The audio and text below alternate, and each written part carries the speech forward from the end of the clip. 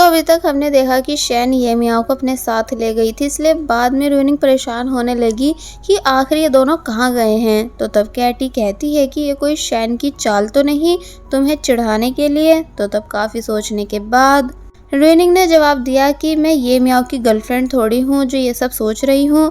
और फिर जब जैसे ही वो वापस घर आई तो तब वहाँ येलिन आया हुआ था। इसका मतलब रोनिंग की मदर येलिन को एज ए स्टूडेंट एक्सेप्ट कर चुकी हैं। इसलिए जब येलिन काम कर रहा था तो तब रोनिंग भी उसके पास आकर बैठ गई अपना काम करने के लिए। तो तब रोनिंग के आने से येलिन फोकस ही नहीं कर पाया बल्कि बहुत ध्यान से उसको देखने लगा। इसलिए तभी उसने रोनिंग की एक स्केच भी रेडी कर दी और जब जैसे ही उसे रोनिंग को दिया तो तब रोनिंग को भी वो काफ़ी ज़्यादा पसंद आई।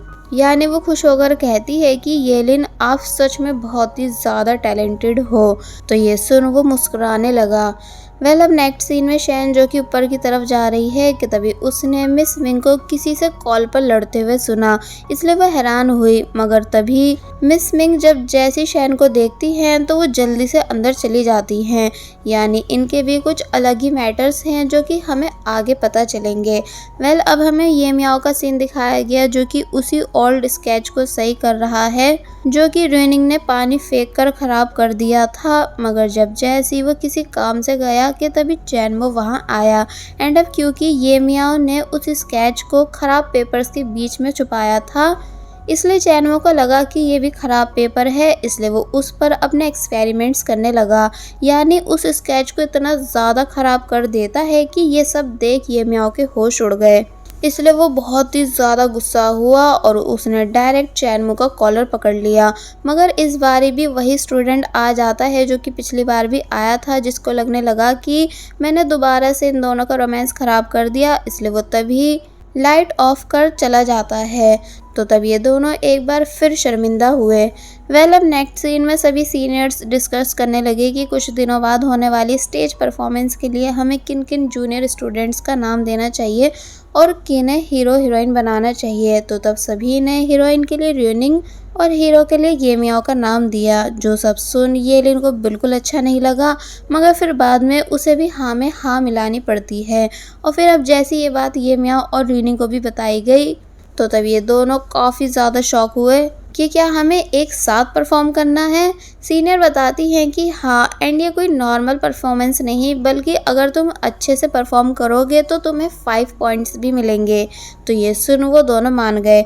रात में रोनिंग प्रैक्टिस करने लगी अपनी परफॉर्मेंस की तो तब उसे देख शैन मन ही मन बोली कि 5 पॉइंट्स बहुत ज़्यादा होते हैं जिनके मिलने से रोनिंग को तो कोई फ़र्क नहीं पड़ेगा, बट अगर वो मुझे मिल जाए तो मुझे और आसानी होगी स्कॉलरशिप पाने में।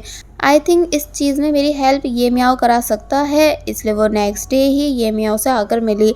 बट अब क्योंकि उसकी प्लेट में काफ़ी कम खाना था इसलिए ये मियाओ पूछने लगा कि तुम इतना सा खाना क्यों लाई हो जबकि मैंने तुम्हें कैंटीन कार्ड दे तो रखा है जिसमें काफ़ी ज़्यादा बैलेंस है। तो तब शैन ने ये मियाओ को उसका कार्ड वापस कर दिया ये बताकर कि मुझे मेरी मॉम ने पॉकेट मनी दे दी है, इसलिए मैं खुद से अपने खर्च उठा लूँगी और जो भी मैंने कुछ खर्च किया था वो सब पैसे भी मैंने इसमें वापस ऐड करा दिए हैं। मैं ऐसा इसलिए नहीं कर रही हूँ कि मैं तुमसे मदद नहीं लेना चाहती हूँ बल्कि तुम फर्स्ट हो जिसने मेरे बारे में इतना सोचा। मैं बस तुम्हें तुम्हारी चीज़ वापस कर रही हूँ। तो तब ये मियाओ उस कार्ड को वापस रख लेता है। दोनों के बीच थोड़ी बहुत नॉर्मल बातें हुई क्योंकि अब ये दोनों अच्छे दोस्त जो बन चुके हैं कि तभी शैन ने पूछा कि क्या प्लीज़ स्टेज परफॉर्मेंस में मैं तुम्हारी हीरोइन बन सकती हूँ, क्योंकि जैसा कि सभी को पता है कि मेन रोल प्ले करने वालों को 5 पॉइंट्स मिलेंगे जो कि मेरे लिए बहुत ही ज़रूरी हैं क्योंकि उनकी हेल्प से मुझे स्कॉलरशिप मिल जाएगी। और रोनिंग का क्या है, उसे तो कुछ भी नहीं आता, पता नहीं क्यों उसे सब कुछ ईजिली मिल जाता है जबकि वो ये सब डिज़र्व तक नहीं करती। कि तभी ये मियाओ थोड़ा गुस्से से बोला कि ऐसा नहीं है, वो डिज़र्व करती है, यानी अगर वो डिज़र्व नहीं करती तो उसे ये रोल मिलता ही नहीं, इसलिए तुमको किसी के भी बारे में ऐसा बुरा नहीं बोलना चाहिए। शैन शांत हुई मगर फिर कहने लगी कि हाँ तुम सही बोल रहे हो, मुझे रोनिंग को रिप्लेस करने का नहीं सोचना था, मैं बस ये सब 5 पॉइंट्स की वजह से कह रही थी, वरना मेरी रोनिंग से कोई लड़ाई थोड़ी। तो तब ये मियाओ शांत हुआ एंड सोचने लगा कि वैसे ये बात सच है कि शैन को स्कॉलरशिप की ज़रूरत है, इसलिए मुझे उसकी हेल्प करानी चाहिए। फिर बस होना क्या था, ये मियाओ ने शैन को स्टेज पर सभी के सामने शो कराते हुए डायरेक्टर्स को एक्सप्लेन किया कि हमें रुइनिंग और शैन के बीच कंपटीशन कराना चाहिए, फिर जो भी बेस्ट होगा उसी को हम लीडिंग रोल देंगे। डायरेक्टर्स इस बात के लिए मान गए, बट रुइनिंग को ये मियाओ पर गुस्सा आया। अब कंपटीशन स्टार्ट हुआ, जहां सबसे पहले रुइनिंग आई सिंगिंग करने के लिए, लेकिन यहाँ वो काफ़ी ज़्यादा बुरा गाती है। सभी लोग उस पर हंसने लगे, यानी रुइनिंग सब चीज़ों में अच्छी है बट सिंगिंग में नहीं। फिर जब शैन को बुलाया गया तो तब उसने इतने अच्छे से सॉन्ग सिंग किया कि सभी लोग शॉक रह गए एंड उसको रुइनिंग की जगह रिप्लेस कर देते हैं। रुइनिंग को ये सब देख अच्छा नहीं लगा एंड ये लिन भी समझ रहा था कि रुइनिंग उदास है, इसलिए उसने रुइनिंग को हिम्मत दी कि तुम फिक्र मत करो, मेरे लिए ऑलवेज तुम ही सबसे बेस्ट रहोगी एंड मैं तुमको दूसरा कोई ना कोई रोल दिला दूंगा जिसमें तुम्हें सिंगिंग नहीं करनी पड़े। तो तब रुइनिंग ये लिन से एक बार फिर इम्प्रेस हो जाती है कि इसको मेरी कितनी फिक्र है। अब नेक्स्ट सीन में रुइनिंग उस ट्रॉली को देख रही है जिस पे खड़े होकर सिंगिंग की जाती है कि तभी ये मियाओ भी वहाँ आया और रुइनिंग की आवाज़ का मजाक बनाने लगा कि तुम सच में कितना ज़्यादा गंदा गाती हो। तो तब रुइनिंग चिढ़ गई और बोलने लगी कि मुझे नहीं पता था कि तुम गद्दार निकलोगे और शैन का साथ दोगे। तो तब ये मियाओ बोला, गद्दार? यानी मैं गद्दार कैसे हुआ, क्योंकि मैं तुम्हारा दोस्त थोड़ी हूँ और तुम्ही ने तो कहा था उस दिन कि तुम मुझसे नफरत करती हो। तो ये सुन वो चुप हो गई। रुइनिंग कहती है, लेकिन फिर भी हम एक दूसरे को अच्छे से जानते तो हैं एंड मेरे घर भी आ चुके हो, तो तब भी मुझे छोड़कर शैन का साथ कैसे दे सकते हो? इसलिए कंफर्म करो कि कौन तुम्हारे लिए इम्पोर्टेंट है, मैं या फिर शैन? तो तब ये मियाओ पहले तो शांत हुआ मगर फिर पूछता है कि पहले तुम बताओ कि तुम्हारे लिए कौन इम्पोर्टेंट है, मैं ये मेरा भाई ये लिन? रुइनिंग शॉक रह गई ये मियाओ की इस बात से और ये मियाओ आंसर का वेट करने लगा, मगर तभी शैन वहाँ आई ये मियाओ को लेने, ये बताकर कि डायरेक्टर हम दोनों से कुछ डिस्कस करना चाहते हैं। तो तब ये मियाओ जाने लगा, जबकि रुइनिंग को बहुत ही ज़्यादा गुस्सा आया क्योंकि शैन रुइनिंग को चिढ़ाकर जा रही थी। बाय द वे अब रुइनिंग अकेली है इस ट्रॉली रूम में, जिसके बाद अब रात का सीन दिखाया गया जहां शैन रुइनिंग को जेलस फील करा रही है परफॉर्मेंस की तैयारी कर कर के।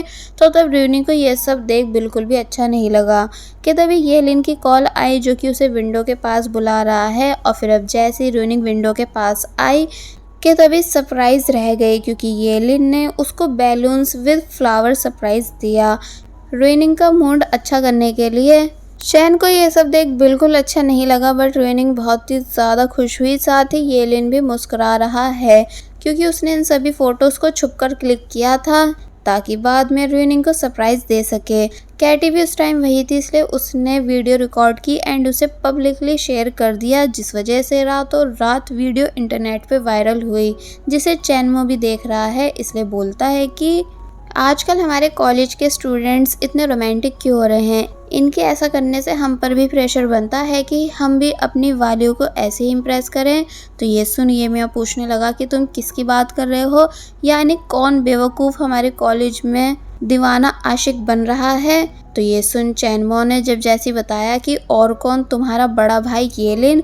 तो ये सुन ये मियाओ की नींद उड़ गई और वहीं रुइनिंग जब जैसी खुश होकर फोटो देख रही थी कि तभी शैन वहाँ आई जिसे गुस्सा आ रहा था बैलून्स को देख देख कर, इसलिए वो बिन बात रुइनिंग से लड़ने लगी, जिसका सामना रुइनिंग ने भी किया और बस फिर ऐसे ही काफ़ी देर तक इन दोनों के बीच लड़ाई चली।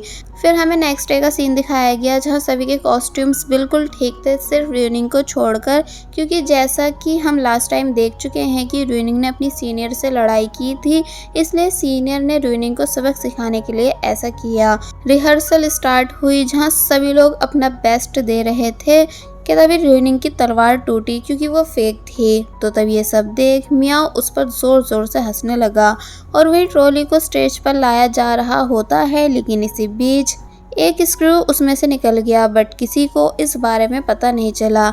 शैन भी काफ़ी खुश नज़र आ रही थी क्योंकि आज वो रुइनिंग से एक लेवल ऊपर जो जा चुकी है, मगर जब जैसी वो स्टेज पर आई सिंगिंग करते हुए तो तब थोड़ी देर तक तो सब कुछ ठीक चला जैसा चलना चाहिए था, मगर शैन जब जैसी नीचे उतरने लगी कि तभी ट्रॉली हिली।